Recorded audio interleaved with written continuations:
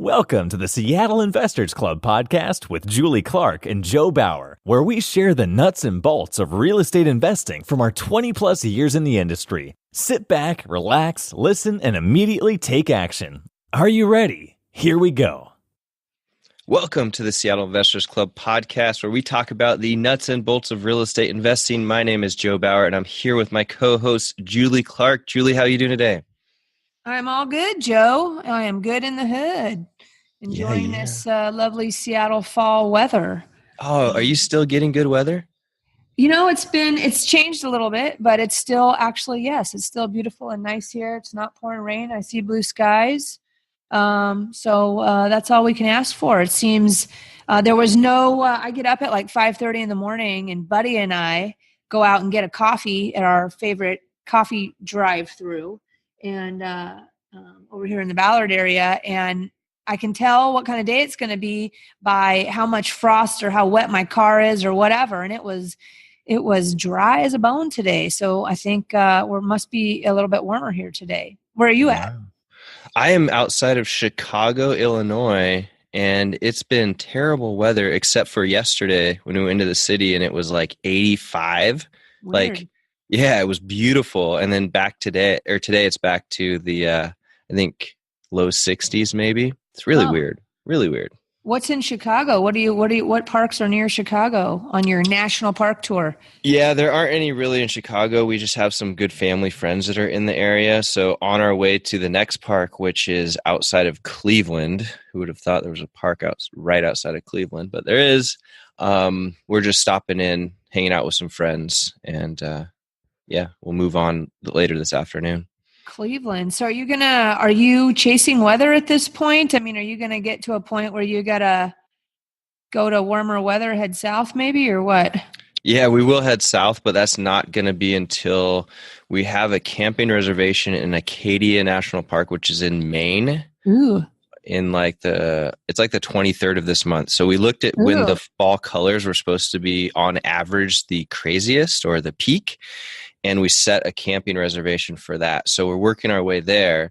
And then from there, it's racing for the sun, because who knows what the East Coast is going to look like after October 23rd or even on October 23rd. Nice.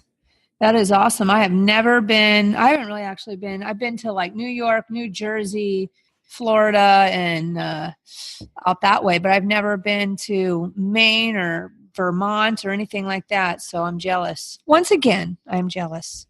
Well, I'm jealous. So just hop a plane and come on out. I would love to, but you know what? I am actually going for spring break because my girls are in 4th grade. So we are slave to the schedule. We are going to Charleston, South Carolina for spring break this year with the 3 other families in a big beach house. So I'm going to do some skimboarding. Shout out to Jan and some of my skimboard friends. That should be super fun. Those beaches are ripe for that. So heck yeah. Looking forward to that. Yeah, I've never been down there. That would be fun. Right on. Well, let's jump in. Speaking of travel, our guest today is hanging out right now in Nashville, teasing me about some scrumptious chicken she's about to have for lunch or something today. I'm always looking for a good transition. I don't know how travel, chicken, and multifamily investing go together, but hey, Elisa Zhang, what's up? Hi, Julie and Joe. How are you? So I'm at the sunny Nashville, 85 degrees, sunshine out there, and I had hot chicken for breakfast. For breakfast? Nice. And with gravy and biscuits. Ooh. And I'm actually here in Nashville attending a real estate conference this weekend at Wheelbarrow Profits with Jake and Gino. So, it's super awesome. So that's kind of how the whole food, weather, real estate all mixed up together. That's right. That's how we do it. So which conference are you at? I'm going to be at the Multifamily Mastery #2 conference, which is hosted by the Wheelbarrow Profit guys, Jake and Gino from Knoxville. Okay. It's their second annual conference over here. Yeah. Nice. Well, we can't wait to hear about it when you get back. Yeah. No doubt. Always staying educated is the way to go. Yeah. Yeah, for sure. I haven't been to a conference for a while. I have, twin 10-year-old girls and all their soccer, and I'm a real estate broker, or just a traditional broker, as well as an investor, and, all the touches on real estate that I do, and the podcast and the club and everything else. And it is hard. It's hard for me to get even to like a, Thursday afternoon meetup or something like that. I mean, let alone getting out of state these days. So I'm living vicariously through you guys. Yeah. Well, yeah. I mean, like you sound like you got a handful over there. So definitely, I would say the flying around, it's definitely sounds glamorous, but it certainly has its draws, for families and all that stuff. That's right. For the first, I'd say, 10 or 12 years of my career, I did a lot of traveling as far as Florida and, Dallas and, West Coast for apartments. I worked for a big real estate investment company. Our primary bread and butter was value add apartment deals, big, 150 to 500 unit projects that I pretty much get the keys dropped on my desk and run. So I'm excited to talk to you today. But I did a lot of traveling.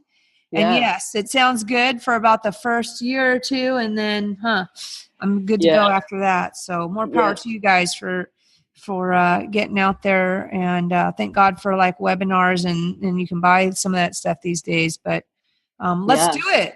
Let's jump into it. Let's, Joe, kick us off. Yeah. So, Elisa, one of the things that we always like to dig into at the start of our podcast is getting to know you better. So we'd love it if you'd share with us like how you grew up, where you grew up, what you did during that process, and how it led you to where you are today. Okay, cool. How I grew up. I guess that like all the way back to like childhood. Sure. Awesome. I love that. So for listeners over here, I'm actually not a U.S. citizen. So I grew up in China. I was born in China, Shanghai, and then I moved to Canada for high school, and then landed a job in Seattle, the tech city, for the Northwest. After I graduated from college. So that's kind of how I landed in Seattle. So very quickly in 2009, if we all remember what happened in 2008, some people may refuse to remember what happened there. But basically in 2009, we decided to start real estate investing. Really didn't know what to do. So we just bought, location. We bought a class condo in a location, Capitol Hill, in Seattle, and then started from there. So there's a lot of things that I can tell you about not to buy a condo. We learned it that way. But, because we bought it right, we were able to accumulate a few single families, just doing the whole Asian thing, like buying it, paying it off, and try to like do cash flow, maybe 15 years or something like that. When we start to, that's when my daughter was born in 2015. So I got a lot of time to think about stuff. In 2014, pregnancy all the way lead up to her birth. So we start digging around to see how we can actually accelerate this thing to actually hit retirement as early as we can through passive investing. So that's when we stumbled upon Bigger Pockets and read all about the BRRRRs. And read all about the multifamily. And then I was like, hey, you know what? We're doing all this wrong. So very quickly, we were lucky because the Asian strategy that we're employee, that we actually had a lot of equity build up in these single families that we bought. And that we were able to do 1031 exchange it into fourplexes and etc. When you say Asian strategy, just so everybody knows what you're talking about, I'm actually hang my license at HomeLink International in Seattle, which is direct Chinese brokerage firm. I don't know if you've heard of Linjia, in Beijing, Shanghai. I actually went my first trip to China last year. Nice. And visited your home city there. totally awesome. I mean, it was kind of crazy. I felt like, God, I feel like I'm sitting at University Village, but I'm in Shanghai. Yeah. I don't think people realize that. But when you say the Asian type of investor, define, I know what you mean. What is it? Let everybody else know what that means. Yeah. So I think, bring up, I was brought up in the traditional Asian family. So my grandma saved all her life. Like, so it's all about saving, right? So my grandma saved all her life. At the end of when she passed away, she basically had a saving of maybe $16,000 or so, which is not much because the inflation, et cetera, that happens.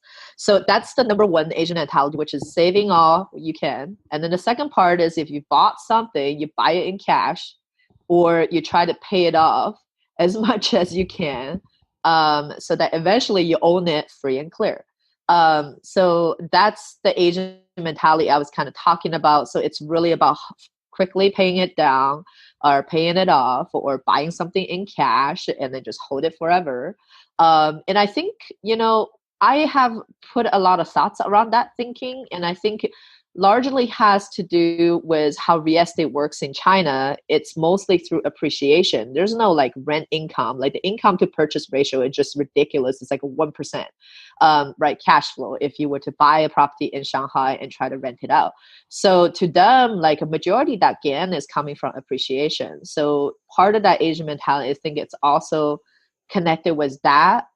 What they see, it's like, appreciation is how you make money instead of thinking about cash flow, because it's just not possible with cash flow. So I think that kind of sum it up in terms of the Asian mentality, just like, hey, buy something in cash, hold it forever, or buy something and then pay it down as soon as you can. So to that point, we got a 15-year mortgages on all these single families that we had, and then we were just aggressively paying them down. Right. At that point. Yeah. Just that's how you grew up thinking you needed to do it. Yes. That's kind of how I grew up thinking like, that's the way to do it. Right. And then, hey, our goal was to buy 7 single families and just pay them all down. And then we can cash flow and basically quit our jobs. But that's going too slowly. That strategy was really slow. Yeah. Right. At some point. Yeah. So you got into bigger pockets and you learned about BRRRR and multifamily, and then what happened? Yeah. And then about leverage as well. And that's when, it kind of opened my mind up in terms of the financial education. Like, we become more knowledgeable about, okay, not all leverages are bad. And in order to grow bigger, we were able to kind of using leverage strategy as well as having our tenant basically pay down the mortgage for us and still cash flowing. So that's like the mentality shift for me, which is like, hey, we need to focus on more the cash flow because that's money that you have now, which can help us quit our job. Right. So we did a lot of 1031s. So we moved all these single families into 1031, exchanged them into fourplexes.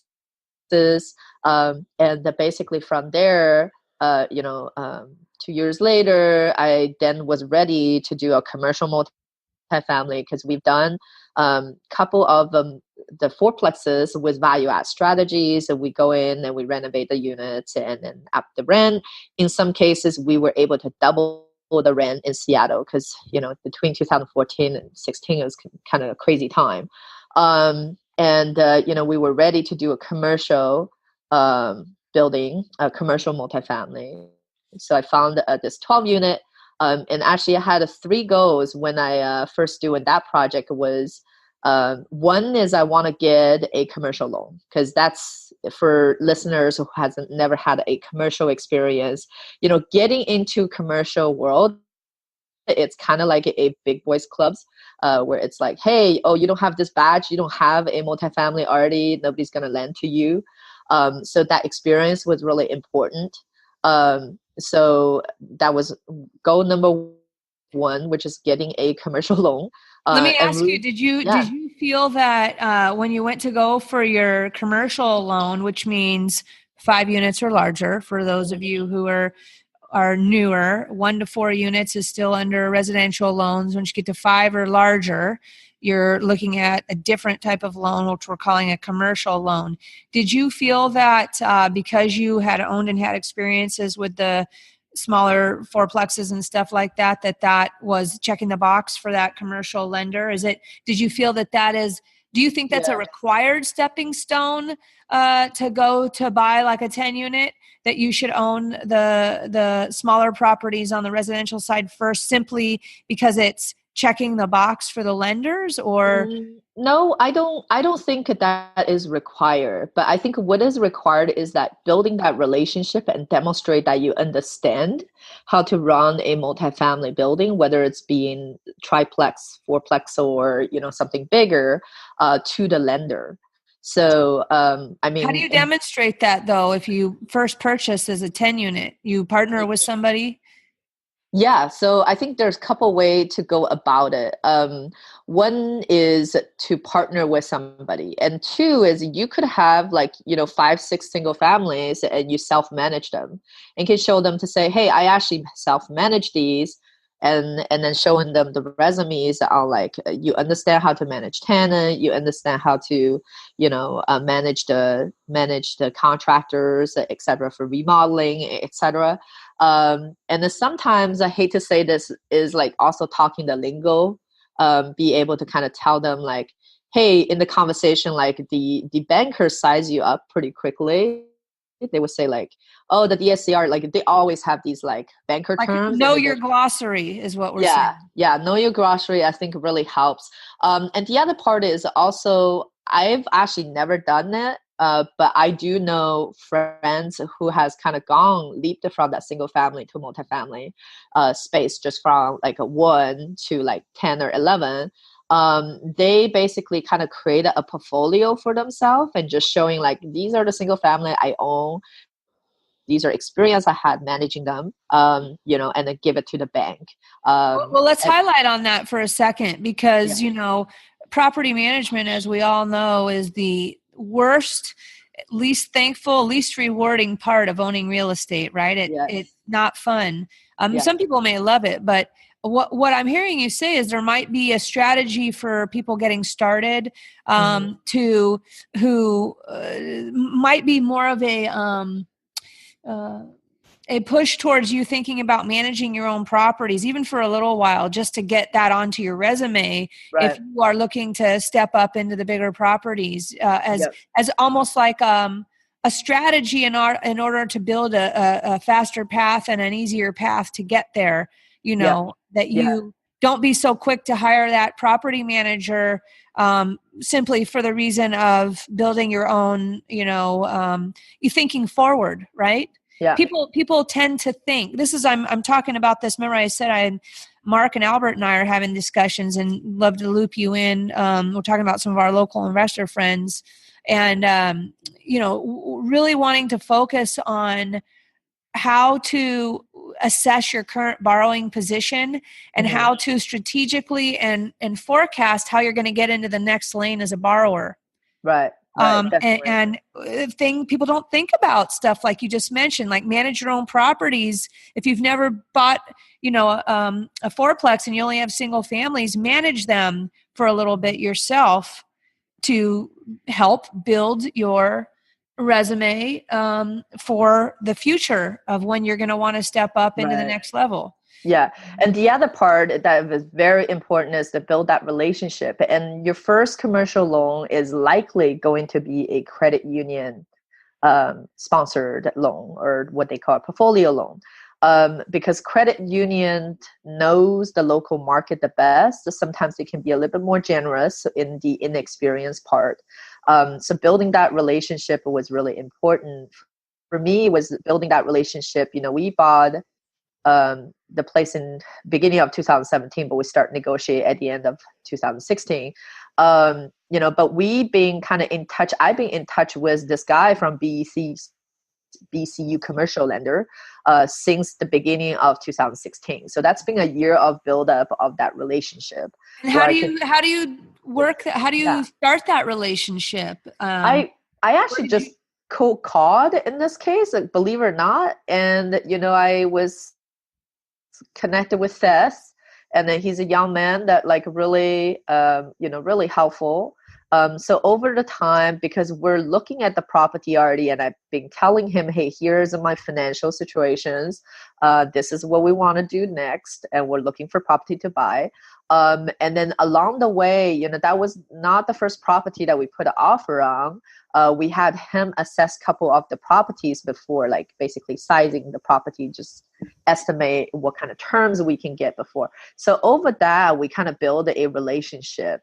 Also taking him out for lunch, chatting, just kind of like a friend. So, your broker or your lender is now become kind of your friend.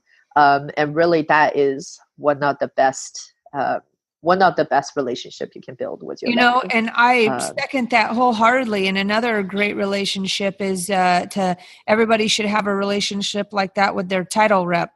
Right. As a side note, while we're talking about, you're describing, my relationship with some of the other, I'll call it team members that we have. But what's important about what you're saying is that you essentially opened your file, I'll say to speak, with BECU, which is a local, like we'll say credit union, and can do the portfolio loans on the commercial side, because you need to know everybody. You need to know your borrowing position and your borrowing capacity before you go out deal hunting, or ideally, right? So what to hunt for, because you gotta be able, or who to look for as a partner to fill the gap that you can't fill on your own, right? Right. And, totally. And people forget to talk and start just as importantly as anything else. Lending seems to be a secondary conversation. And one of my big pushes for 2019 is to turn that around. And instead of learning how to flip a house or do BRRRR, I'm trying to push, understand borrowing, understand where you fit in, and let's make a plan for you on to forecast out how you're going to get into the next lane. Right. Yeah. And let's figure out who you need to go meet in your networking directly to partner with, to fill the gaps that you can't fill, and start from that perspective. And so, that is very important. I think like looking back at that single relationship was a key factor for us to land the property. And actually, just to kind of go back, Julie, a little bit in terms of how can you actually going from single family to multi, there's other methods to do it as well. I just want to finish that answer as well. You could partner with someone who has a lot more experience, by giving out a portion of your deal so that you partner together. So that is an easy way to kind of get to the next level. So you're kind of riding someone else's shoulder to the next level. And a second part of it is that, like, if you don't want to do that, is also to hire a professional PMs. Believe it or not, on your next venture was the multifamily. What does that mean? So it means that, for example, if we have a 12 unit lined up, the banks will ask you, what experience do you have to manage? Now, if you have vendored out your PMs for your single family before, don't panic. You can always find a professional PMs, and then just basically, obviously, that's another relationship you should build to say, hey, this is the professional PMs that we're going to put on this building. So can you define that for everybody? Because you're PMs. Oh, yes. Property managers. So in the commercial world, you could manage it yourself if you had like 10 or 20 units. That's almost a full-time job, to be honest. Or in order to scale, you should hire a property manager.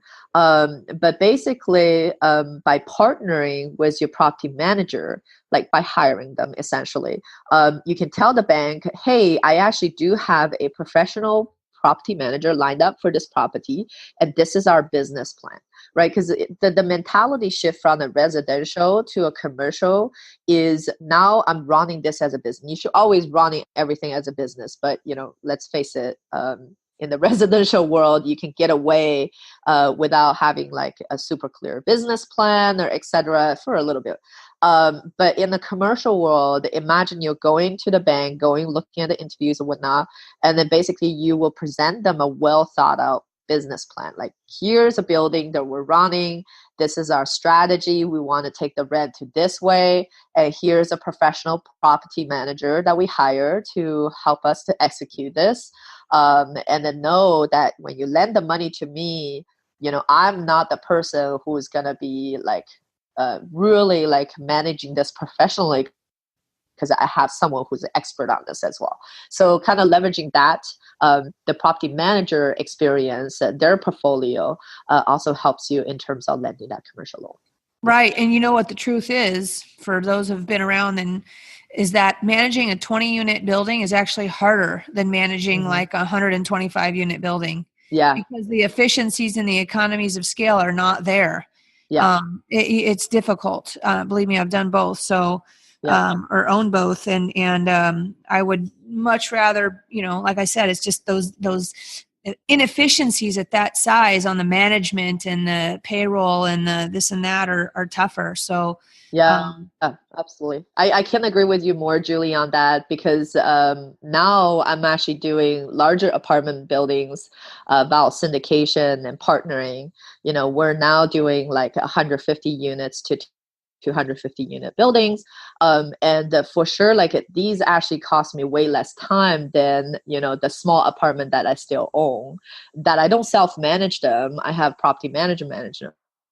right. But the level of professionalism these property management was able to manage these buildings are just not the same. And there's no systemization a lot of times. It's hard to find, and whether people really need to work full-time or part-time, as you get into the employee thing, it gets complicated to properly compensate them and incentivize them on those size buildings. But definitely, if you can grab yourself a 20-unit building, you need to do that. But you'll see, if you can grab 20, you can grab 100. That's the thing. Yes. Once you get to that point. So, so you 1031 out of all your smaller properties into the fourplexes and stuff. Do you still own your fourplex? I know you've got a 12-unit sale. Yeah, so I still own the fourplexes. I think the fourplex later on just become a chess piece where we use it as a piggy bank. So just give some number stats, like one of our fourplexes is cash flowing $2,700 right now, right? So we're actually just getting ready to do a refi on that one to pull out some capitals out of it. So that's what I mean. Like I use them kind of like a piggy banks. Once we do the refi, we still be cash flowing about $1,800 per month, which is there's plenty of cash flow, but it allows us to have the extra 150K or 180K of extra capital to redeploy them. Do you have any rules for yourself on loan to value then, that are you like 50%, or what do you try and stick to? What are your rules on that? I look more at the cash flow. So like the DSCR, debt to income ratio. So I look at like how much can I pay mortgage for, and what does my cash flow look like, and what's the vacancy I can take it down to. So that's one way I look at it. And how do I evaluate if I should do a refi on the property is I look at the return of equity. So which is, the cash flow, that I'm generating from the building, and then divided by the equity of the building that's still in there. If that makes sense. And usually that's a more stricter rule. Usually most of these buildings, I were only able to kind of generate a 5 or 6%, even though if they're cash flow like 10 to 12%, because the equity buildup has been so drastic. That's when you have some lazy equity that is not doing their jobs. That's kind of what I focus on. And I try to do the ratio. The equity part is like, if I look at the property, that also helps me inform whether to buy or sell, whether to hold or sell the property. So if I am looking at a return of equity building for less than 5%, that's definitely a sale, sometimes even less than 6%. Now, if return on equity in some of my fourplexes are still at 8 to 10%, then it's good to hold. Right. The thought process is if you have equity just sitting there, not working, I could, because I have opportunities to invest it passively with other basically apartment investors and then be able to return back and doing nothing and be able to get these capital working at 8 to 10%, then why am I sticking that equity in What do you that brings else? me to a question. So what are your return requirements that you shoot for reasonably, right? I mean, people say all over the board, you get like you said, the Chinese investors that are happy to get like 4%. They're like, what, 4%? They're used to getting 1 or nothing. Yeah.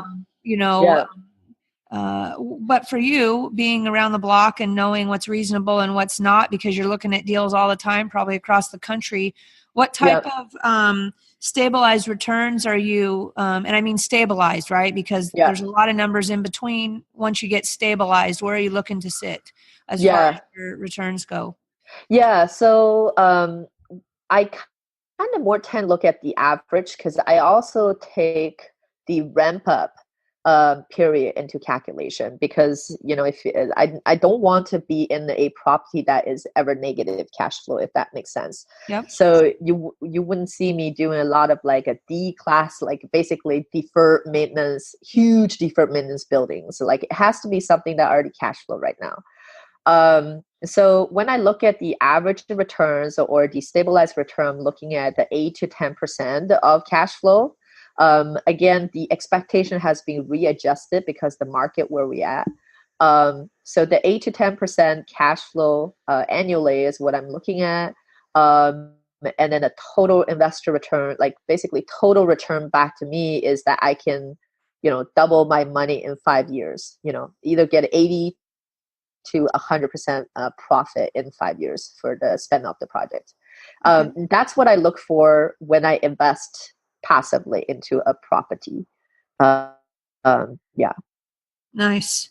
That seems reasonable to me. Yeah, and then so what it kind of combined to be is like if we're really gonna be a little nerdy over here is I hate to bust out the IRR because it's really hard to explain it, but really it was the equity gain at the time of sale and then the cash flow together, the combined average return is usually around 14 to 15% annual.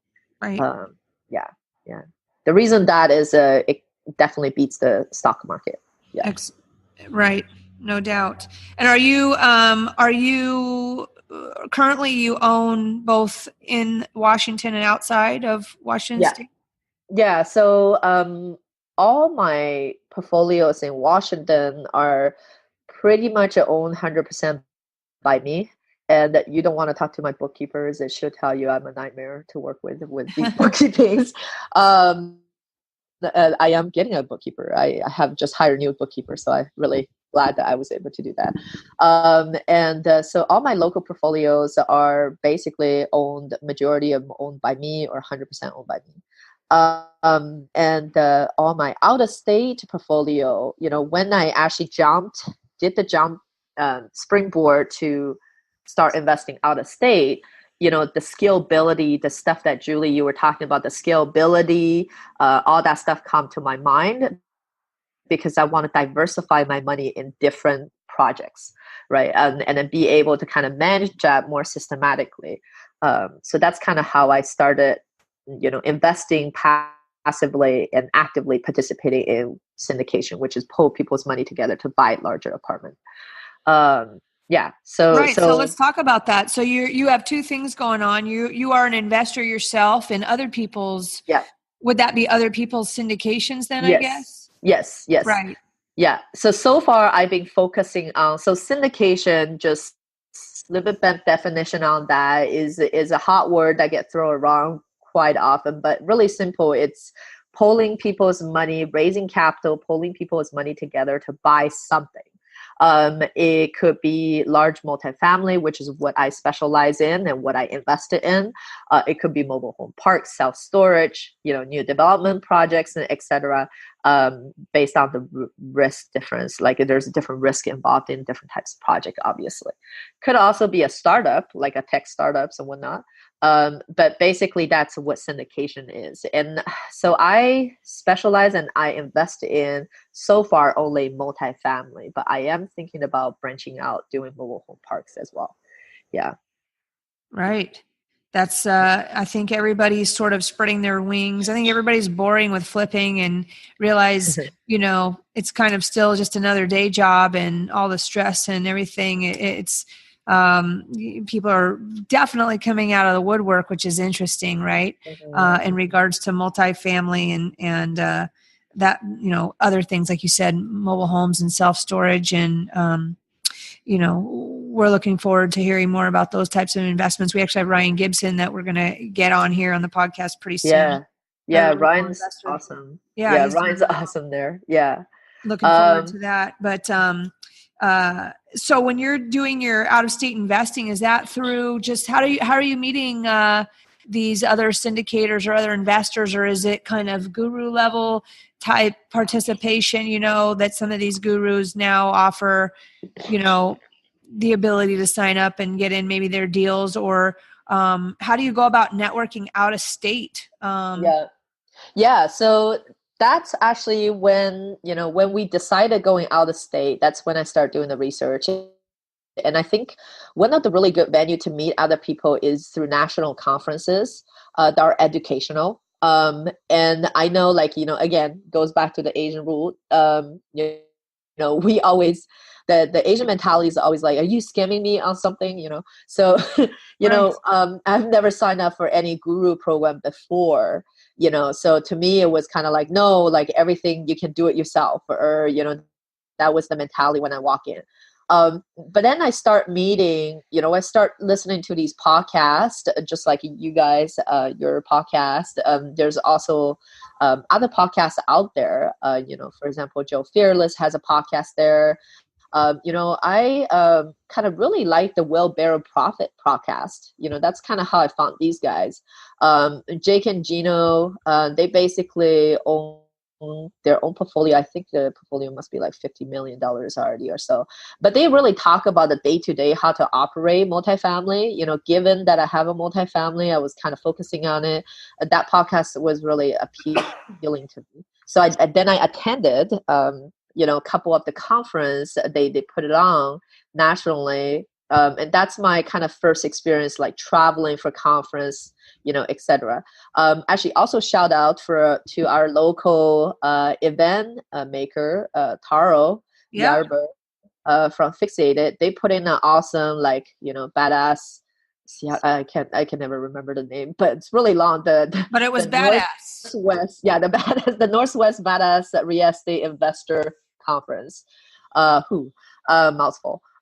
So that really got me connected with people who are, from California, East Coast, everywhere, right? So, and the unique thing about these conferences is you have to pay for these to go to.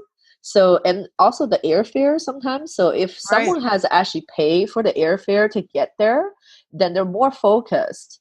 And they wanted this more, and they're at the different level possibly. So instead of going to your local meetups, the caliber of people that you meet in these conferences is a little higher, I feel, and more focused towards the multifamily stuff. So that's kind of how I met some of my partners, and actually also how I met my investors per se. And is that how you got interested in doing syndication yourself? Is that you have been a part of other people's syndication and you're like, hey, I can do this too, right? Yeah, well, yes and no. So we kind of stumbled on the syndication kind of like an accident. Or so, not so accident, but it wasn't it wasn't a deliberate choice. So what happened is we were actually looking to purchase a property out of state by ourselves, or maybe just with a partner. So I met my partner, Krista Warren, she lives in Mississippi through, Will Barrow Profits national conference that happened last year. And we just got along really well. It's kind of funny too, going to these conferences, you got 400 attendees sitting there, and only a handful of women. And then you filter out the wives that were just there involuntarily. Yep. Then you only end up with a handful of girls that were kind of interested talking about real estate. So that's kind of how me and Crystal met. And we just hit it off right away. Within the first 20 minutes, we just know that we're going to be partners. We're very complementary in skills. And then she also got more time because she's a stay-home mom, and I still had a full-time job. So she was able to do some of the groundwork, and I was able to kind of give her the strategic thinking, like this is where we go after, check out this, try this, blah. So shortly after, she actually landed a 48 unit deal in Mississippi. And then so we decided to partner. And then at that time, she kind of decided she wanted to do syndication due to personal reasons and whatnot. So I kind of just tagged along. I'm like, well, I guess we will learn about syndication. So let's do it, So it was a small deal, could be done by us 100% just by ourselves. But, she wanted to do this, and I see it as a learning opportunity. So that's where we kind of spearheaded, start doing syndication. Yeah. Excellent. And so do you have funds available right now? You're just looking for a deal, or how many are you guys focused on investing out of state because it's so expensive over here? Or are you just purely opportunistic on whatever comes across your desk and makes sense? Yeah, so locally, to be honest, I'm not really looking for any deals anymore. In fact, the most of the time I'm just doing refining or actually selling some of my property. And I know like a lot of people know me locally as a multifamily person. I still own 2 single families. One of them is my mom's property, really. So I don't don't really have the liberty to sell it. But I still have a single family or so. We're planning on selling. So most activity locally is now selling. And then buying activity is mostly out of state. Shortly after that, we were also doing some deals in Texas, met my other partners there. So we closed 170 unit deals about 2 months ago in July. Nice. And we're currently working on something similar size, and then possibly dabbing into RV parks or mobile home parks. Yeah. Hey guys, Joe here. I just want to take this super quick break from the action to let you know something that we have really cool to offer you guys. As you know, marketing is the lifeblood of our real estate business, and Julie and I spend a ton of money sending out postcards and letters to people all around the Seattle area. We've partnered up with YellowLetters.com to get you guys 10% off all of your marketing needs at Yellow Letters. All you have to do is go to YellowLetters.com, and when you check out, use the code Seattle Investors Club, and you'll get 10% off any of your marketing needs at YellowLetters.com. You can send postcards, letters, whatever it may be that YellowLetters.com has, so that you can keep your marketing engine running for a little less money. So go to YellowLetters.com, use the code Seattle Investors Club with no spaces, and get your marketing going today. All right, let's get back to the action. Excellent. And so are you guys, as far as that goes, what are your favorite states that you're investing in right now? Yeah, I think Texas for sure. So, kind of rewind back a little bit. So remember I said I was not subscribed to the gurus. So right. I ended up joining a guru group per se. But just like anything else I was doing, I was vetting who can be that mentor that takes me to the next level, right? So after we did the 48 unit deal, there's a lot of challenges in syndication. So we didn't have an existing database before we did that project. Gladly, it was a smaller deal. We were able to raise the fund. But after the whole experience, everything just took really long. And I wrote down my 2018 goal, and I was like, you know what? We got to do this better in a way. And then what are we lacking of? And then it turns out to be investor database and a couple other things. So that's when I become seriously shopping for a mentor per se. So looking for people who is doing what they're preaching, and then who has a really not so much the mentor themselves, but the network that they created. that we could potentially take our business to the next level. And that's when I joined Brad Summer's group, this Brad Summer's group. And they're kind of based out of Dallas, which is also another reason we picked that group, because we did all the market research. We like the Texas market. We love Florida market. So these two are the markets that we really see an uptrend. It feels like it's Seattle 2014 or Seattle 2015 time, where there's still some up room. And then the rent to purchase ratio just makes sense in this market. Right. Yeah. So and what do you explain to our listeners what the rent to purchase ratio means, so they know what you're focused on there as an important component of that market? Mm-hmm. Yeah. So, in the residential world, we always use people always talk about the 1% rule, right? What that is basically a month of rent divided by the purchase price. If that is 1%, then it's roughly probably a 7 or 8 cap building, and it's worth buying, so that you're able to pay off all your mortgages, repairs, and etc., and still cash flow a little bit. So that's kind of like the rule of thumbs. But once you move to multifamily, because the repairs and etc. is much bigger compared to a single family, we use almost 60% of the expense ratios over there. So then you're actually looking at, for us, that 1% rule is at a 1.4 or 1.5 to then we feel like, okay, this is good enough projects on entry.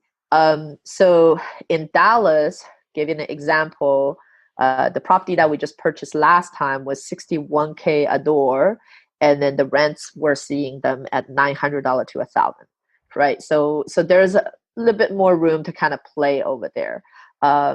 Instead, if we follow the 1% rule, it would be like $61K a unit, and you're getting like $600 or $620 a month per unit, which is really not leaving you a lot of rooms to operate in these larger multifamily. So in Dallas, we were able to hit these numbers. Yeah, I hear you. What is your what is kind of like your quick and dirty benchmark when somebody sends you a deal? Especially, as you start gaining more attention. And of course, I know you're going on other podcasts and you're doing great at your networking and so forth. And, which is a huge part of any investor's life, is some serious big time networking. You're going to get started. People are going to start sending you a lot of deals. So when you have a stack of 10 deals on your desk, tell us what is your quick benchmark to decide which of the top two get to the top of the pile. Do you do a quick, 1% rule? What's your quick and dirty? Yeah. So, actually, sadly, there's not really a quick and dirty, but yes, there's a couple of rules that we do over here. So a couple of things that we first look at it. It is the rent to purchase ratio, but oftentimes due to vacancies, so because the buildings that we look for are a lot of value add buildings, so whether they're mismanaged or they just haven't been physically updated, so they're going to be a little bit more below the market. So we definitely do a quick dirty, the 1% rule calculation. Of course, our number is at 1.3 or 1.4. But if it doesn't even meet 1% rule, there's no need to look at it, because, it's just not going to work. Right. And then the other things that we look is the per unit cost. So we do a lot of extensive market researches in these markets. So that's why a lot of folks will ask me, hey, why are you not in more, markets? Why is it just Texas and Mississippi? Well, these are two areas not only I have foot on the ground partner, but also we did extensive research on these submarkets. So if you gave me a submarket, I can reasonably give you a quick highlight of I know in the back of my mind, just like you drive down Rainier Ave, you're looking at all different neighborhoods. You're like, this area is about a 200K a door. This area is about this, right? So you kind of have a gauge going on.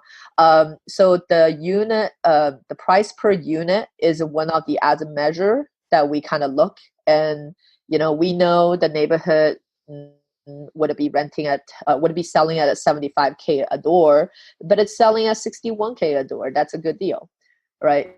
Right. So, So you've done a deep dive into your submarkets you're interested in. yeah. So you can do a quick assessment if something seems like it's worth diving deeper on when it first crosses your desk based on what it's priced at and positioned at and things like that. Yeah. Anything else besides those two things?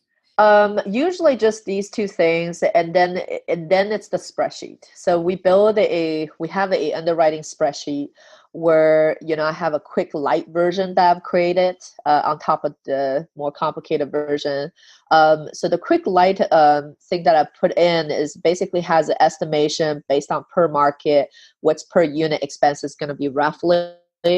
So that's already pre-entered. So you only have to enter it really quick. It's like a 2 to 5 minutes. You just enter the price, purchase price, the current rent per unit, and then what the rent that you think you can push it to, right? And then we look at the percentage of the rent increases for a little bit. And if that spits out not huge negative number, then we'll get into the next stage of underwriting. What do you use for your expenses? Are you when you don't have the details, are you throwing on 50%, 60%? What do you? No, we used to do the 50 and 60%, and actually is very inaccurate way to do it, because that's also, if you do the percentage wise, it really kind of hinges on your revenue.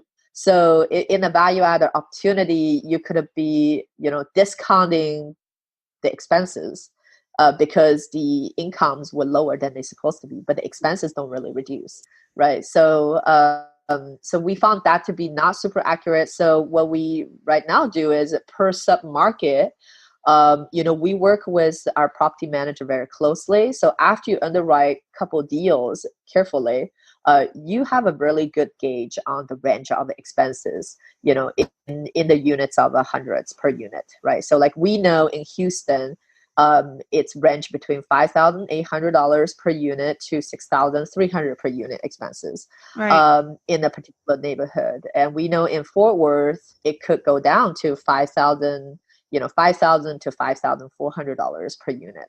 And that could be related to property taxes, right? That could be related to, correct. So I hear you, right? So like instead of looking as a percentage of income on expenses, it's more you get to know, again, as part of your research, to know what markets the expense per unit seems to run, including, do you include capital expenses in that number, or is that in addition? We do. So capital expenditure is not included in the repair or the expenses, because that's an annual reoccurring expenses. So, but the capital expenditure, there's a separate budget for it. So usually it would require us to take a look at what are we going to do with this building? How many units are classic unit? Among these, how many do we want to actually upgrade? Is there any common amenities we want to put in and improve? Right, like adding a playground or pet park. How about though what your lender might require underwriting for CapEx per unit? So these ones are what they call the replacement cost, I think is what you're talking about. So in the lender sizing exercise, they have one line item that what they call it the replacement cost. What it is basically, it is capital expenditure in the general sense, but it's actually a reoccurring cost. Like carpets and appliances. The larger stuff. Yeah, like water heaters and all that stuff. So usually these, we just use a quick rule, depends on the age of the property.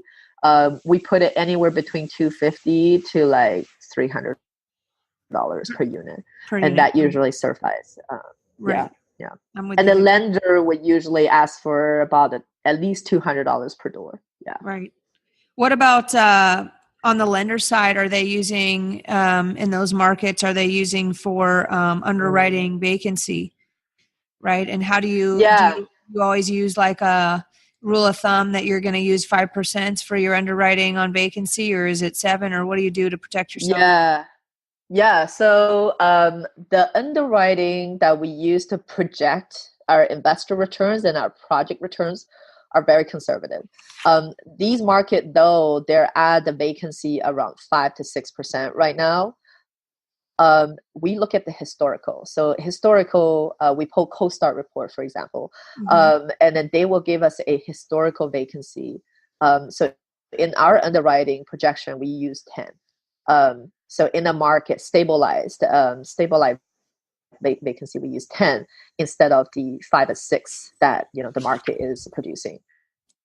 And then also the cap rate, Dallas Fort Worth right now is a 5.5 to 6.5 market, more lower 6, not quite 6.5 yet. So our exit cap rate, the reversion cap rate, is the cap rate where we anticipating when we're selling the property is usually set to 7.5. So that's at least a 1 point off the market, above the market, if not 2. At 7.5 or 7.75 depends on. So you mean you're purchasing at a 5.5 to 6.5, and you're selling at a 7.5? We'll call Yes. it. Yeah. That is such an important thing for people to understand. That when they buy something, they're buying off actual numbers, which are lower, hopefully, if you're doing a value add. And so the cap rate that you might be having to buy on is lower because there's room to add value to the property. But once you're in a stabilized and you've created that stable value on the project, you're off your new pro forma numbers, your cap rate actually would probably be higher, right? And that is a function of actuals versus, we'll call it stabilized or pro forma values.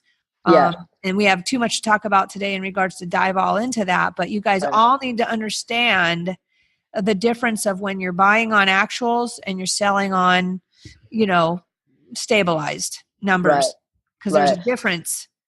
And it's not also intuitive. It is not intuitive. Right. And then it's also to predicting the market, right? Because the market is really great right now in that market. Still, it's really great, but you could be exiting not at the optimal time. So you have to sell at a higher cap rate. So that's another reason, right. And when you go to refinance, let's say you want to hold on to it long term, you need to get an appraisal to get your loan, and they're going to be using a cap rate on that as well.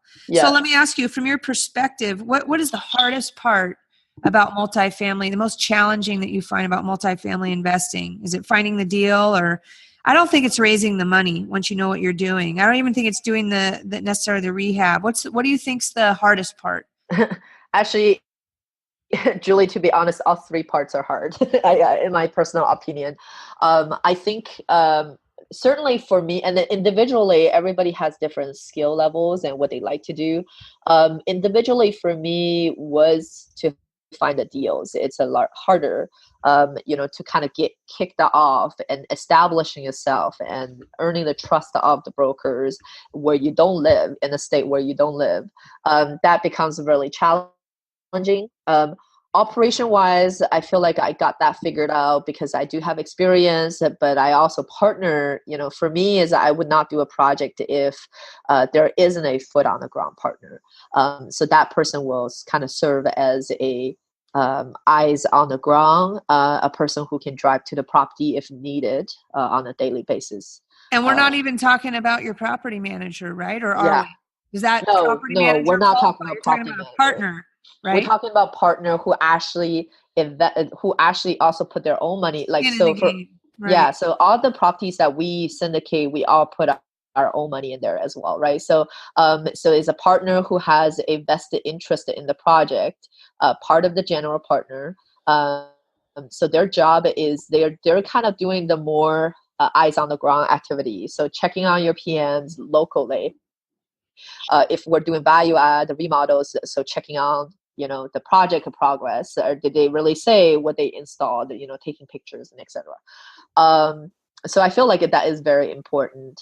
And the property manager, obviously we only work with property managers that are, the property manager, for example, we work with in Dallas, has more than 20,000 units that they're managing right now in that, that local area only. And then they're kind of focused on that local area. They're not really nationwide. They focus on that area.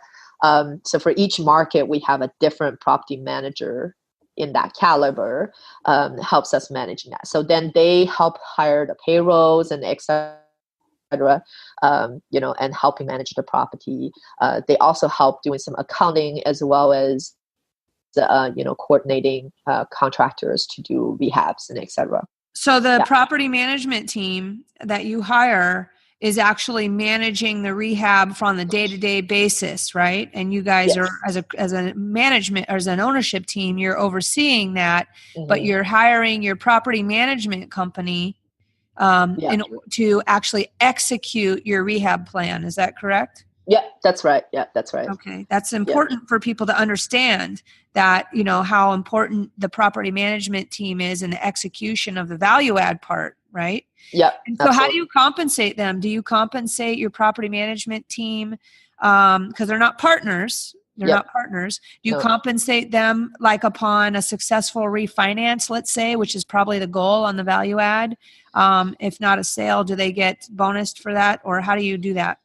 Yeah, so it really kind of depends on the deal. So if the deal actually requires pretty run-of-the-mill, like just interior upgrades, they got all that system down. There's really not much more incentive aside from the property management fee that you pay them, the payrolls and etc. Leasing bonuses, right? They're obviously going to renovate and they're going to lease it up. They're going to get their leasing bonuses. That's their reward. Yeah.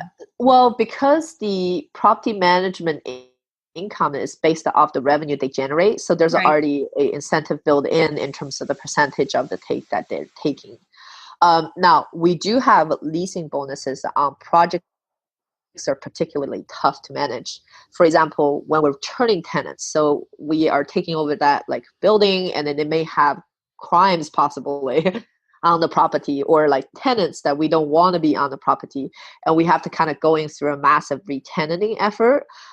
There we do put incentive in there. Basically every month we'll say, if you hit this mark, you get the extra bonus this month, this amount. And then usually we incentivize not the property manager, but more the payroll, the people who they hire to work on the property, or the regional managers who's going to be more direct impact to that. Exactly. Yeah. So how do you structure your syndication deals, or is each deal different, or do you have sort of a platform where you guys are going to put 20% in and you're going to raise the other 80%? And do you offer guaranteed returns, or when do you start paying cash flow, or is each deal totally different, or are you going for, what are you going for? How do you offer up your syndications? Yeah, so actually the answer is each deal is different. But they're kind of similar. So typically what we do is we have a cash flow elements, which is basically, we typically do a straight up profit share. So the general partner who's, putting the labor in, putting the deal together, etc., we get up to a 20% sponsorship equity share. Okay. And our equity partners will get an 80%. So yes, we will invest our own money too, but our money actually goes into the equity partner pot. So our money is earning the same as our investors are. So that's kind of usually we structure the split, or per se, but it really depends on the projects, right? Like projects to project. If I'm doing a mobile home park, it requires a lot more intensive property management, because there's no professional property manager out there for these, then the sponsorship cut will be a lot more. But with multifamilies, we've got our system down. So usually it's about 20%, 20-80 split. And then the cash flow elements is that basically whatever cash flow that we get, our equity partner will get a share of it. Basically, it's also 20-80 split, straight up split. So our equity partners will basically get 80% of the cash flow, and based on the portion that they invested, whatever amount share it calculates to be is however amount their cash flow will be. We try to strive, at the end of the day, we try to strive an investor return between 8 to 10% cash flow though, annually. So usually on the first year, we tell our investor, first or second year, that's when you're seeing a ramp up. So even though we will say, 8 to 10% average, the first year, second year, we do a projection. Usually the first year, you're not going to get to 8% because we're doing a lot of a value add. But then the second year, it catches up. So you may be able to do 9 or 10 to compensate for that first year. And we kind of try to keep it simple. Some deals depends on who we're doing the deal with, and where the deal is and how much amount of work it is put into acquisition. We may charge an acquisition fee, but a lot of our offers, we don't even do acquisition fee. So no additional fee involved there. Wow, that's unique. Yeah. And then because, we really believe in performing for the deal. So then, your payout is tied with your incentives, basically how you perform.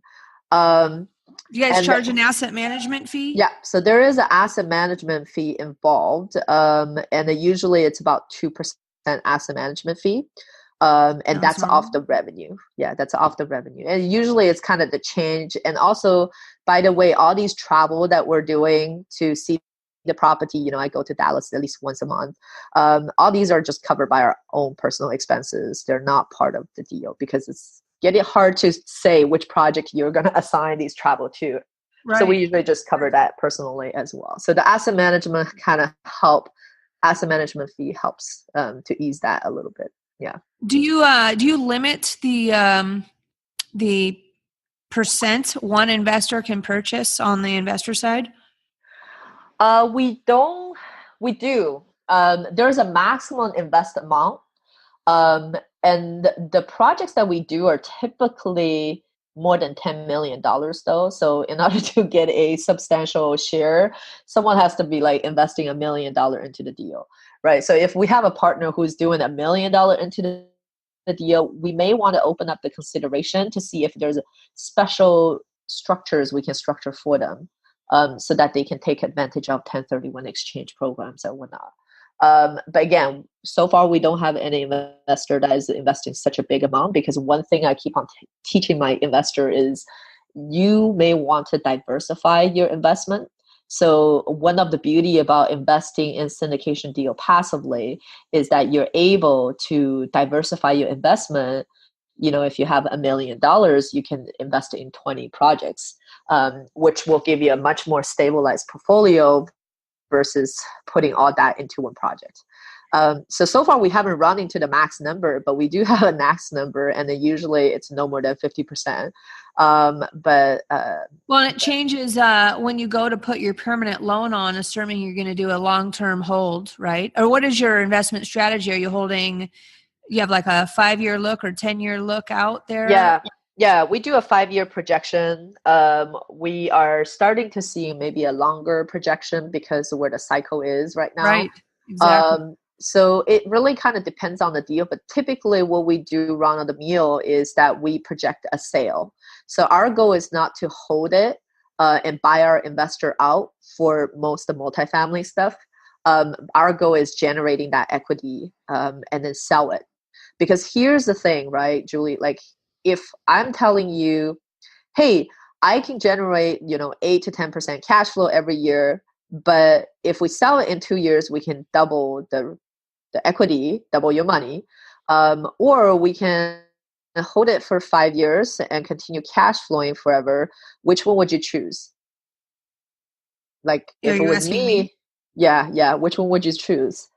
Well, I think it depends on everybody's personal situation, because the problem with selling is now you've got to replace the investment, right? Yeah. But and the thing that's the beauty of it is the way that we build up our deal pipeline. We were pretty confident that when we exit a deal within that year, we can buy another deal. And so does that mean that everybody has the opportunity to exchange with you because, Yeah. So not exchange. And I want to kind of clarify that's misnomer. So for a syndication deal like ours, we typically have, between 20 to 50 investors. So doing a 1031 exchange, basically the entity has to roll to the next property. Right. And also the share has to be somewhat stabilized at the time of sale to move to the next property. So there's a lot of people that you got to manage, right? So one way to kind of do that exchange is be able to put in a tenant in common structure. Okay. But then a tenant in common is on the books is basically each individual of you is a tenant in common, which doesn't have a manager. So you're kind of in the hodgepodge of 20 to 50 people tenant in common. As you can imagine, everybody has a say. That kind of defeats the purpose of our syndicating, which we want to be efficiently operating a property and not having everybody have a say over too many cooks in the kitchen, essentially. Right. So when we weighed these pros and cons, we decided that no, we're going to actually forego the path for 1031 exchange. It would just be per project. We buy it, we sell it, we get the profit, pay the capital gain, move on to the next one. Okay. However, when we do these projects, we do cost segregation on every single of our projects. So the cost segregation and the accelerated depreciation gives you a huge discount on capital losses, essentially, that you can claim. For the next projects that you're rolling into, you're going to get a negative or a huge, discount on that. So it offsets your current project's capital gain. So that's one way, by not doing 1031, but still be able to potentially offset the taxes that way. Yeah. Who are you using for your cost segregation studies, or are you having a CPA?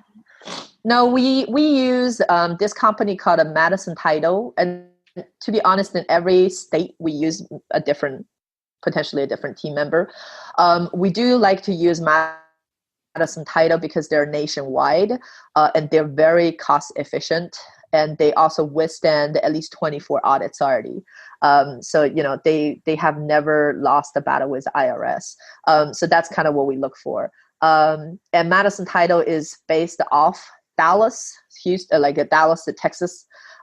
So every time I go over there, I get to see the owner of the basically the firms and whatnot. So they have CPAs and cost seg study people, in the same roof, under the same roof. So there's a lot of bouncing ideas around and making sure the study, the value assigned, it's all done properly. Yeah. That sounds good. We would love to have a cost segregation company come on our podcast here. Cool. Yeah, I can talk to Quentin about that. Yeah, that'd be great. That'd be awesome. That would be great. So, as far as do you have any short and quick tax tips for multifamily investors? That's a whole nother podcast. That's a whole. Yeah. There's so much there. Yeah. I think absolutely. I think one of the reasons why some of our investors invest in our project sometimes it's not even for profit. It was for tax saving strategy. So we have a lot of investors who are doctors, lawyers, actually real estate professions like agents and brokers, right? Because they made a lot, during the upcycle, and they're like, where do I put the money at? Right. So multifamily is one of the best vehicle in terms of basically kind of the tax strategies there.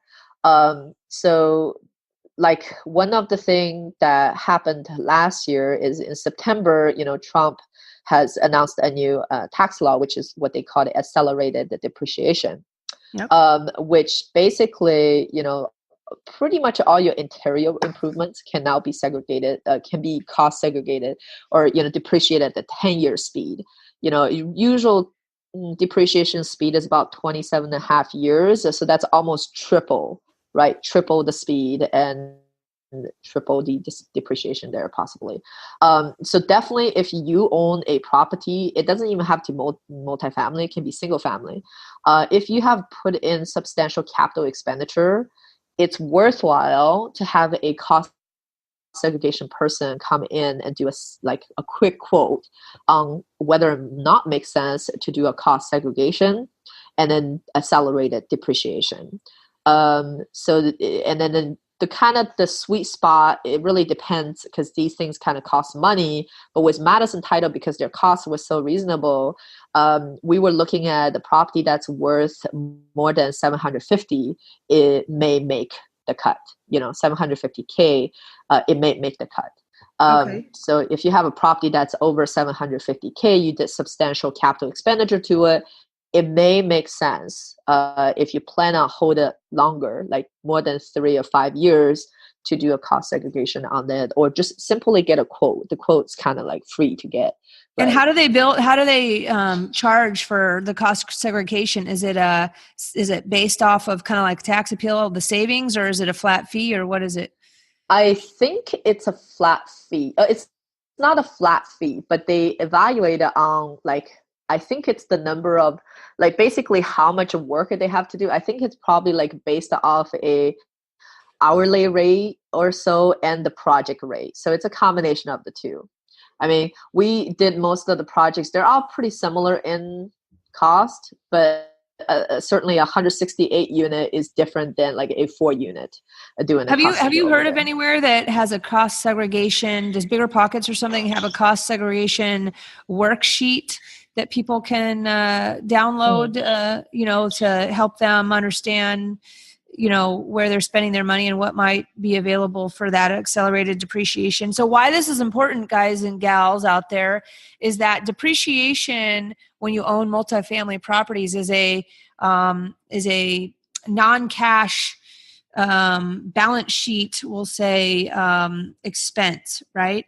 So you could cash flow off your properties and be putting money in your bank account every month, every year, and you could still have a tax loss due to depreciation and amortization, right? Mm-hmm.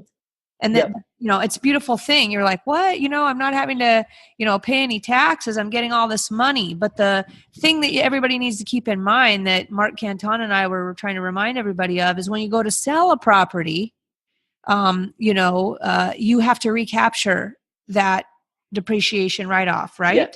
Yeah. And it's recaptured at a 25% rate. At a 25% tax rate. Yeah. So you need to make sure that you're selling your properties at a profit where you're going to get cash out and money in your pocket, because there's what I'll call phantom taxable income, which is this recapture of your depreciation write-off, a tax at a 25% rate that you'll need to pay when you go to sell your property. And people don't realize that, right? Because they get excited and they don't get fully versed in what apartment investing means. And, you could get caught there. That's why you got to have a great CPA on your team, that you keep in touch with, that you understand what the numbers are going to look like when you go to sell. Before you go to sell a property, you need to run it by your CPA to make sure that you're, making enough to cover, your recapture taxes and stuff like that as well. Yeah, definitely. And to that point too which is why, it's great to ask Madison Title or the similar cost segregation company for a free estimate, right? Like you tell them your strategy and they will tell you, because these guys are very experienced, off their top of the head, no, this doesn't make sense to do one. Like just using an example of our 12 unit, it was, purchased over like $1.2 million, so, but we purchased it before September last year. So that kind of gave it a huge disadvantage. We can't really qualify for accelerated depreciation, the new rules. But it still makes sense to do, we can still evaluate whether or not it makes sense to do a cost seg. But we're actually exiting a year and a half after, making, possibly 80% of the profit there. But like I asked the Madison Title, they looked at a project at all. They're like, no, you know what? It doesn't really make sense to do a cost seg on this one, even though you guys pumped a lot of money in it. Right. So that's where engaging a company like that, now only engaging with a company that will maybe give you a free estimation, that will be really great. Because then you can decide whether or not you want to proceed, whether or not it makes sense for you to proceed with that. And remember, everybody, so we're talking about stuff here that might seem complicated to you or not, but you know what the keys are? The keys are having the right people on your team. You don't have to be an expert at all this stuff, right? You just have to know, you do have to be an expert at knowing who to put on your team. Right. So who's on your team? Who are important people on your team? You got, of course, an attorney, a CPA. For me, that's also a title rep is important to me. Property management company, cost segregation company, right? Boots on the ground locally, partners who are local is important. Who else is important to have on a team that you can Yeah. think of? So for us, because we're doing syndication, we also have obviously the security lawyers on our team too. Um, so there may be different Is than your like the real security estate. lawyer local, or do you use local to the market, or what do you do for that? No, because our goal was to invest out of state, and because I know my goal was to be in more markets. So I'm purposely seeking team members that can do national, Okay, right. national stuffs. So most of my security lawyer is actually sits in Maryland, and my title company is obviously has to be local to Texas, local to Mississippi, all different. Sure. And in Dallas, actually, it was so convenient. The title company there is also have a security law firm, so they actually do both. So my Maryland guy actually doesn't do Texas stuff because it's just a lot easier when you have the title guy and the security lawyer. The same thing, they can look at stuff more holistically. Who else would it be on my team? I think a mentor is quite important, in my opinion, because that's someone that can take you further and help you seeing stuff that you're not seeing, Absolutely. take to the next level. So for me, I have a couple of these mentors. So that is very important for me. And I think lastly, your spouse is actually a very important people on your team, whether they can say, no, I'm not interested what you're doing. Don't bother me with any of that, but I'm also not complaining to you about all the times you spend on it. Or you're actually very active partners working together on a business. I think that's actually often a missed member that people don't think about. If Good I didn't point. have the support, of my partner, that him watching our children, like Right. him watching our kid and all that stuff, and then it wouldn't happen. Yeah. So I think that's who I can think on top of my head. Oh, the very important person that I forgot is the lender, of course. Right. The lender is like one of the most important relationship that you have. Because it's important when you submit the offer. It's important throughout the whole acquisition process. It's even important, somewhere down the line when you need to do refinancing for. So that's very important. And a broker is another very important relationships that to build. Yeah. Excellent. Where are you getting most of your deals these days? Are you getting from networking and through these events, or are you getting them from brokers in those markets? Yeah. So in Texas, especially with the larger multifamily, we've actually tried both ways, like try to source our own deal by contacting owner before. What we found is with these bigger multifamily, you can still find deals mom and pop for under 100 unit, So maybe sometimes you can find gems between 50 to 100 units. But, really when it comes to the bigger units like 150 to 250, which is the range that we're doing now, brokers are your best source. I've had wholesalers send deals to me. They usually always does not work out Right. because there's a lot more education that goes in training essentially your wholesalers to understand how to evaluate a deal. Right. So the brokers are the best source for our deals. And then also because as you start having track records, the lending becomes easier. The broker know who you are, then they start sending you better deals because they know you can close. So that's kind of like the slow building up your repertoire, slowly get a better and better deals. I think that's the part. Yeah, so I would say like broker are the best source so far for us. It's all good stuff. Well, tell us about, as we wind down here, we've been long on this one, which is awesome because it's just so interesting. Before I start super winding down, what do you think is the hottest topic right now in your, in your community of who you hang with in your network? What's the hot topic right now? I mean, we could say in general. Yeah, there's a lot of hot topics. I think there's a couple of new topics. New topics is always hot. I think the hottest topic is always like, hey, when is the next downturn?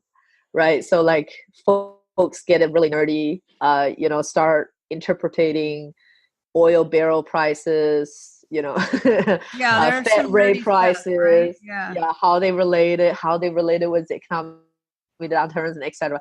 But at the end of the day, like people asking, are you like not doing any more deals because it's at the top market? Like there's always a deal somewhere. Right. You just have to look harder for it, and also be conservative about your underwriting and be not afraid to pass on a deal that doesn't look like it, that's maybe on the fence. Like your job is to shoot down the deal.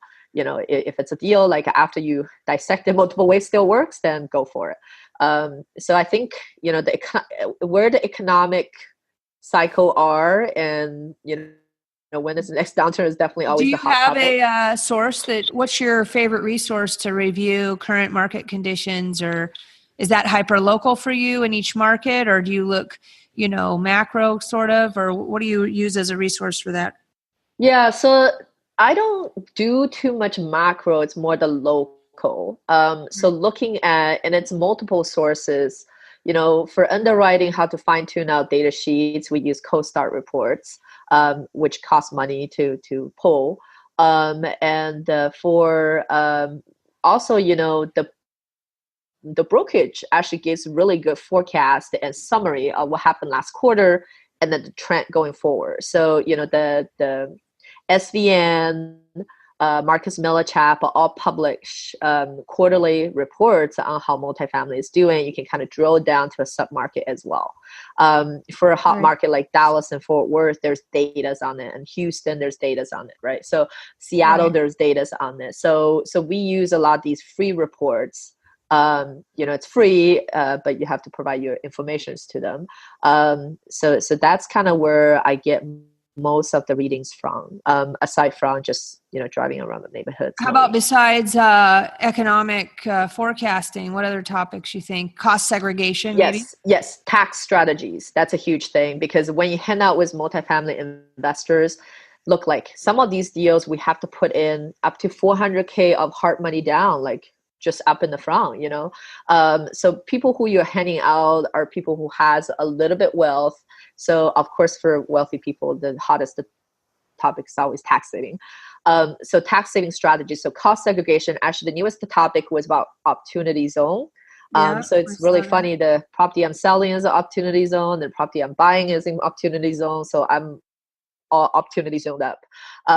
So that's a new tax policy that was in for last December. Mark actually mentioned to me the beginning of this year, earlier this year when I was planning on selling my property. And he mentioned to me, he said, hey, your property may be in an opportunity zone. So that's when I kind of dived into a little bit deeper. Is that cross state lines, or is that just, the opportunity zone? Is that a Washington thing, or is that a national thing? It's a national thing. It's one of the other rules that Trump administrator has put into, that sweeten the pie for real estate investor, really. Right. And it's, don't quote me on this, because even the CPAs are still wrangle their head around this new policy, because not enough guidelines are given by the senators so far. But essentially, people are getting a little bit more familiar with it, but most people still don't know what it is. So what it is could be viewed as a supercharged 1031, but without the exchange part. So you could be selling any type of asset like stocks or whatever, and then actually roll the capital gain. If you invest it in a opportunity zone property or a opportunity fund, you could potentially defer the tax until the time you sell that property, or December of 2026. And there's another clause that was in there. That one, I wouldn't count it. But basically, if you hold the property for more than 10 years, you can potentially pay no tax on that property. But then the law expires in 2026, which is 8 years from now, so you can see that kind of is not a sure bet. But I think it does have a step up position. So like if you sold it in 5 years, you may get, don't quote me on this, you may get a portion of it. That could be, the base can be stepped up. So you're saving maybe 10 to 20, like 10% or so that capital gain. And then if you hold it for 7 years, then it steps up a little bit more, like maybe 17% or 20%, something like that. Don't quote me on it again, like check with your CPA on this. There's still a lot of more, unsureness about it. So, and controversial, because it typically in the affordable housing sector, there are these tax credits laying around, but in order to qualify, usually you purchase a property, you have to put equal or more amount of money in the capital expenditure in repairs, in capital expenditure value add in order to qualify for these tax credits. Right. We don't know if that rule actually applies to this. That's the one I'm not sure, because in the IRS rule, it didn't mention anything about it. The senator's going to give more guidance on it. So far, didn't seems to be that has Maybe that. we'll have you back and you can give us an update on that, because there's so much to talk about here. So well, tell us about, before we touch down here, tell us about Northwest Apartment Investors, your Facebook community that's totally awesome and gaining some steam. And, again, speaking of like going to these conferences where the, people show up that have, more levels of experience and stuff. I think that your apartment investor Facebook community there is something that is awesome. What are your plans for that? Why'd you start that? And tell us a little bit about that before we sign off. Yeah, sure. So I started the Northwest Apartment Investors, a Facebook group, like late last year, December last year or so. I was kind of tired going to, the REITs are awesome, for people who want to kind of just get in. But I start noticing not a lot of folks are talking about the larger apartment stuff. Like, how do you become more sophisticated investors? Just once you kind of get into the larger apartment game, you realize people who you hang out with actually have other financial strategies, right? Like you never heard of, that is not even apartment related. So I wanted to kind of create a community that helps bring that knowledge from just the wealthies to people who are, W-2 jobs, and they're looking to reach their FI sooner, to bring that into the mix. So I want to also, the quality of our topics, we're talking about bigger things, because once you think that's possible, then you start doing it and it becomes possible. So that was kind of the thought of creating the Northwest Apartment Investor. It's actually apartments, not like just small fourplexes we're talking about. Right. And then we comboed that also with our new meetup series about apartment mastery, which I kind of work with Brad on, basically to kind of bring case studies of actual people buying, more than 100 units through different strategies, case studies of these to Seattle, because in Seattle, a lot of folks kind of talk about the small plexes, but it's like, then what's the next level, right? So a lot of folks has kind of reached out to me about it. So that was the thought behind it. What's the meetup series? Is that local or is that it's local? Yeah, okay. So it's local. So we meet typically first Friday in Capitol Hill Library, and then we will present. We have guest speakers or whatnot, a professional present a case study typically about someone acquiring a larger property, either in states or out of state, and the strategy they use to go about it, right? Sometimes we'll invite professionals, such as, our next meetup is actually a little bit out of whack with the calendar because I'm traveling for 3 weeks in October. So we're going to be holding it on October 24th at Capitol Hill Library from 1 to 3 on Friday. And I will actually invite my super awesome CPA and tax strategist, Thomas Jones, to talk about the tax benefit for multifamily. So the topics we kind of briefly discussed over here, the cost seg, the opportunity zone, how do you strategize your whole portfolio so that take full advantage of investing in multifamily. He's going to be covering that topic in depth. If people are interested in, joining that meetup or attending that meetup, where do they find the information about it? So meetup.com is probably the best way to find us. Aside from join us on Facebook, because we usually do an announcement there. Is it called Northwest Apartment Investors on meetup.com? So it's not, unfortunately, because we are doing this. It's called Apartment Investor Mastery. Okay. Apartment Investor Mastery. Yeah, it's very hard to find it. I'll make sure and grab a link and put it on the show notes. Yeah, I was going to suggest, I think it's better for me to give you a direct link on this. All right, guys. Yeah, look for that in the show notes if you're interested in learning more about that, as well as taking a glance and checking out Elisa's Facebook community called Northwest Apartment Investors is a good place to also start. And are you you're probably always looking for investors for your project. So, I encourage you guys to reach out to her directly to learn more about how to maybe get involved as an investor in one of her syndication deals. I know I'll be doing so for sure. So, let's wrap this up by, if you saying something a little bit off topic, if you were not going to be a real estate investor, what would you do? Well, there's two tasks. I think Joe is going across country doing 50 states. So one of my dreams is to go across all the 50 national parks, like what Joe is doing right now, and then paint the parks on site and auction off these paintings to donate back to the states.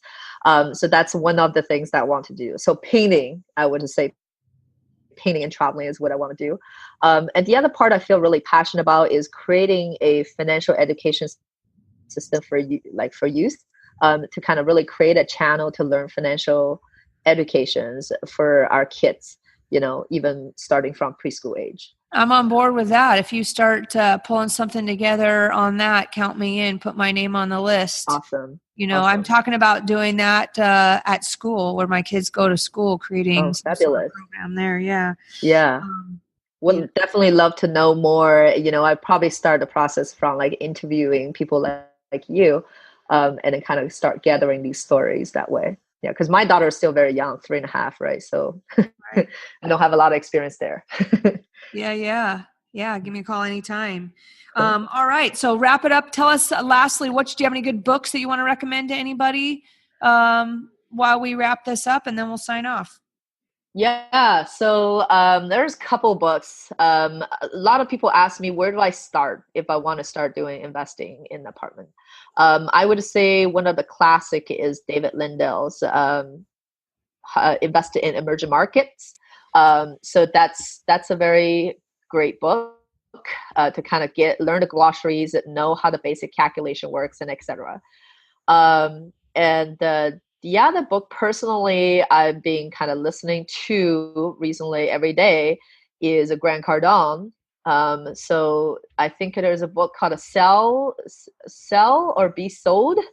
That's a great book for folks out there are just kind of hustling. If you're a wholesaler or real estate brokers, agents, etc. If your job has to do anything with selling, even if your job's not deal with selling, I bet you there's some sell elements to it. That's a great book getting motivated on. Yeah. And where do you look for your apartment rents? What do you use for that, for looking at current market rents? I know you're talking to the local property management company, but do you have a resource for research on apartment rents? Yeah. So CoStar is where we kind of take a look at the general stuff, but we don't really trust CoStar. So apartment.com and it are heavily what we use to kind of source some of the rents initially before we do a drive-by. And Zillow.com, like the Zillow rental portals, is also a good way to kind of know your market. Then we get into the third level of vetting, property that we put offers on. We definitely have our local partners drive by, actually going to the office and actually asking what the rent, does it include utility, all that detail. Usually it's not available on apartment.com. Right. Yeah. Mm-hmm. I used to do a lot of shopping of, competition and stuff like that back in the day. spent a lot of time in the multifamily world, and I would go in. One of my tricks was if I wanted to find out what the true rents were on the comps, I'd go in as a renter, and I'd say, oh, I'm interested in, I'm not sure if I want a 1-bedroom or a 2-bedroom, trying to kind of determine what their rents were and what their true vacancy was. Yeah. And I'd say, yeah, so maybe a 1 or maybe a 2. And they would show me like this. And I said, well, what locations are there on the property that I can choose from? And they'd literally break out a map and, kind of mark off the different locations so I could simply kind of count up how many vacancies are. I said, well, I might be moving in the next 30 days. Do you have anything coming up next month? Innocently asking these questions where I'm literally just calculating what their vacancies are. Yeah. I mean, we do some of that. We also do phone calls because sometimes some of the neighborhood were clearly not the demographic there. So we try not to make it so obvious. And sometimes we're just walking the office and tell the office manager very straight, we're thinking about buying some property in your neighborhood, not your property. So don't have to worry about that. Is it possible that you can give us some information on the rent stuff? Yeah. Right. And then sometimes it works. It really depends on the neighborhood, the target demographic, Yeah.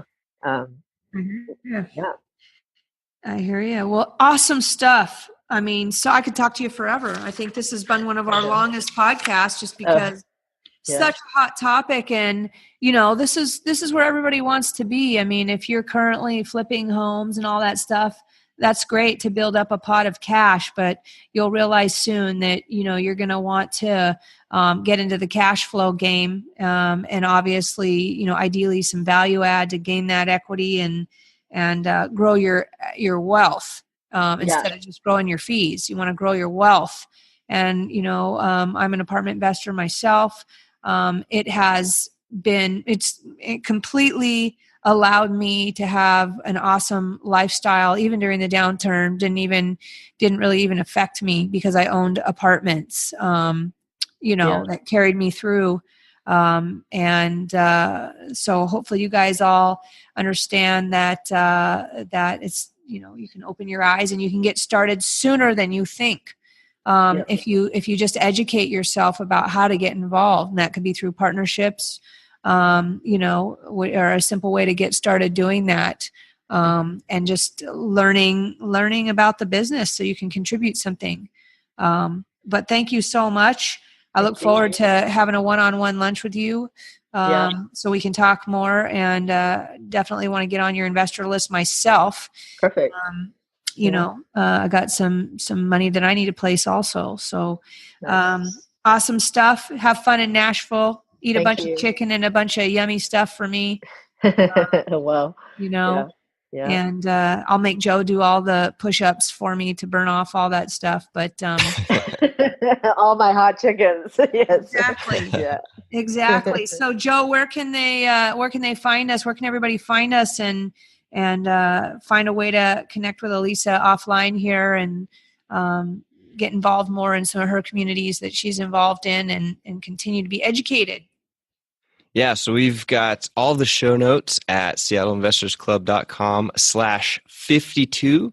That's seattleinvestorsclub.com/52, where you can find all of the links to all the things we've talked about today.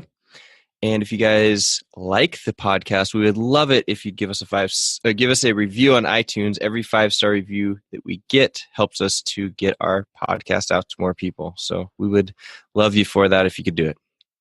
Thanks, guys. Great. Thanks, Elisa.